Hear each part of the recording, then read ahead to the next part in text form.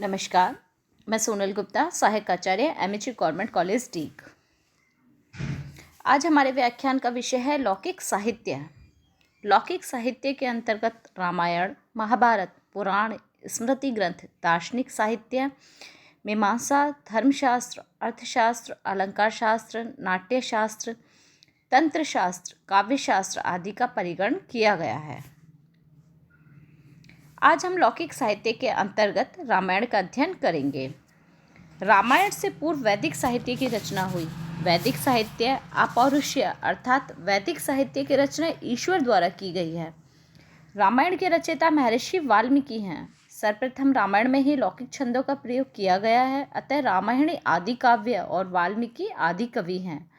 भारतीय परंपरा के अनुसार रामायण इतिहास, महाकाव्य, अलंकृत काव्य और आर्ष काव्य है। अतीव राजशेखर ने कहा है, कुंजतम राम रामेति मधुरम मधुरा अक्षरम आरुह्य कविता शाखाम वंदे वाल्मीकि कोकिलम। अर्थात कविता रूप शाखा पर आरूढ़ होकर राम राम ऐसे मधुर अक्षरों वाली मधुर वाणी में कुंजन करते हुए कोकिल स्वरूप कवि वाल्मीकि की मैं वंदना करता हूँ। एक दिन जब महर्षि वाल्मीकि तमसा नदी के किनारे पर स्नान करने के लिए गए, तब उन्होंने व्याध के बाण से भिदे हुए एक क्रौंच को देखा। उसकी क्रौंची करुण विलाप कर रही थी। तब महर्षि के मुख से करुणा से आर्द्र होने से श्लोकबद्ध श्राप का वचन निकल गया। वह है, मां निषाद प्रतिष्ठाम त्वम आगमः शाश्वती समः यत् क्रौच मिथुनाद एकम वधि काम मोहितम।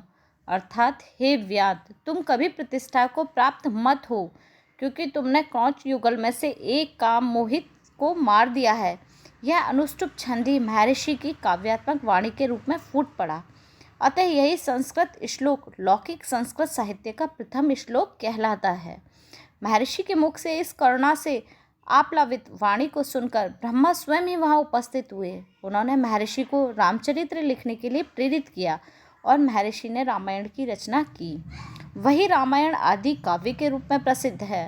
राम रावण के युद्ध प्रसंग के कारण वीररस प्रधान काव्य होने से भी रामायण की प्रसिद्धि हुई। परवर्ती काव्यों में रामायण का न्यूनाधिक प्रभाव देखा जाता है। इसी कारण से रामायण उपजीव्य काव्य के रूप में भी प्रसिद्ध है। रामायण भारतवर्ष का राष्ट्रीय महाकाव्य है। संस्कृत महाकाव्य परंपरा का आरंभ रामायण से ही माना जाता है।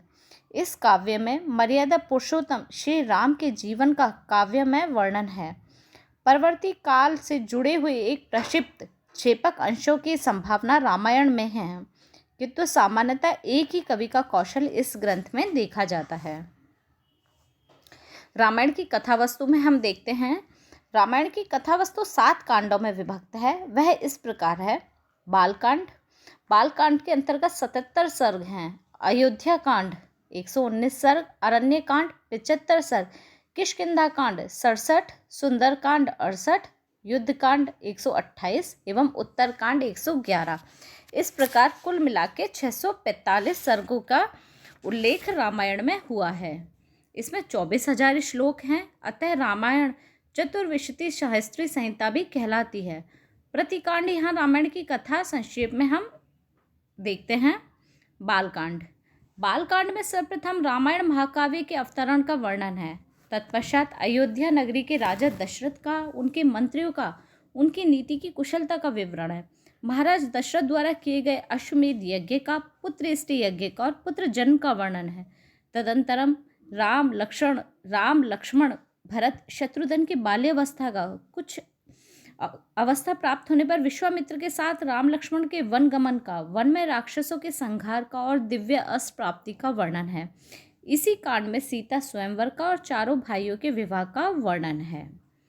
अयोध्या कांड। अयोध्या कांड में मुख्य रूप से राम के युवराज अभिषेक समारोह की पूर्व सज्जा का, कैकेयी का विघ्नोत्पत्ति का, राम लक्ष्मण और सीता के वनवास का तथा भरत की वन यात्रा का वर्णन है। आनुषंगिक रूप से प्रासंगिक कथानकों का चित्रण है। अरण्यकांड। अरण्यकांड में विराट के वध का, शतभंग, सुतीक्ष्ण, अगस्त्य आदि ऋषियों का,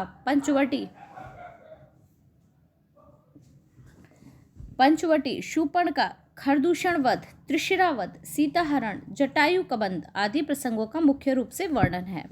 किष्किंधा कांड। किष्किंधा कांड में पंपा सरोवर, सुग्रीव के साथ राम की मित्रता, बाली वध, सीता की खोज में किए गए प्रयत्न के प्रसंगों में विभिन्न प्रदेशों, अधिक तो क्या सुग्रीव द्वारा किए गए भूमंडल पर भ्रमण का वृत्तांत और सीता की खोज के लिए हनुमान जी के लंका गमन का विस्तार से वर्णन है।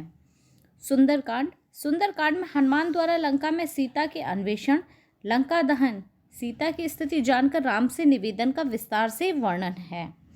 युद्धकांड। युद्धकांड में राम की सेना, समुद्र लंघन, सेतु निर्माण, राम रावण युद्ध, रावण आदि राक्षसों के वध, सीता की अग्नि परीक्षा, राम आदि के अयोध्या आगमन, राज्य अभिषेक तथा ग्रंथ महात्म्य का प्रमुख रूप से वर्णन है।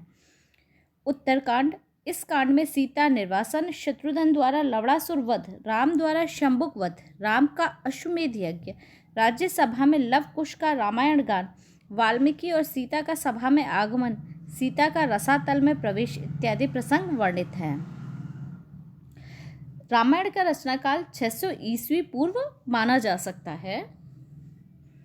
रामायण के महत्व के विषय में हम देखते हैं। रामायण के महत्व के विषय में स्वयं नारद जी ने कहा है, यावत यथास्यन्ति गिरह सरितश्च महितले तावत रामायण कथा लोकेषु प्रचर्यति। जब तक पर्वत और नदियाँ पृथ्वी पर रहेंगी तब तक रामायण की कथा लोक में प्रचलित रहेगी। रामायण में ज्योतिष शास्त्र, राजनीति, आयुर्वेद, तंत्र शास्त्र, वास्तुशास्त्र, धर्मशास्त्र, दर्शन शास्त्र, मनोविज्ञान, भूगोल शास्त्र आदि सब मौजूद हैं। धर्मशास्त्र का तो रामायण परम प्रमाण है। रामायण राष्ट्रीय महाकाव्य है। इसका मुख्य प्रयोजन मर्यादा पुरुषोत्तम श्री राम के समग्र जीवन चरित्र का काव्य में वर्णन है। आदि कवि वाल्मीकि राम का मनुष्य के रूप में ही वर्णन करते हैं।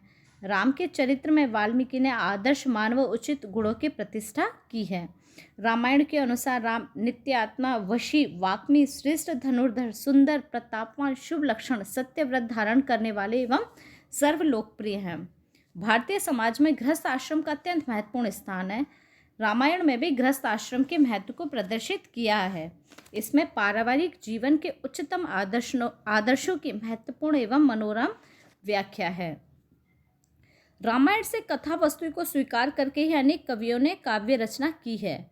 उनमें भास का प्रतिमा नाटक और अभिषेक नाटक, कालिदास का रघुवंश महाकाव्य, भवभूति का महावीर चरितम और उत्तर रामचरितम, मुरारी कवि का अनर्घ राघव, राजशेखर की बाल रामायण, दामोदर का हनुमान नाटक, जयदेव का प्रसन्न राघव, भट्टी कवि का रावण वध काव्य, कुमारदास का जानकी हरण, भोजराज का चंपू रामायण, सोमदेव का कथा सरित सागर और क्षेमेंद्र के व्रत कथा मंजरी प्रसिद्ध काव्य हैं।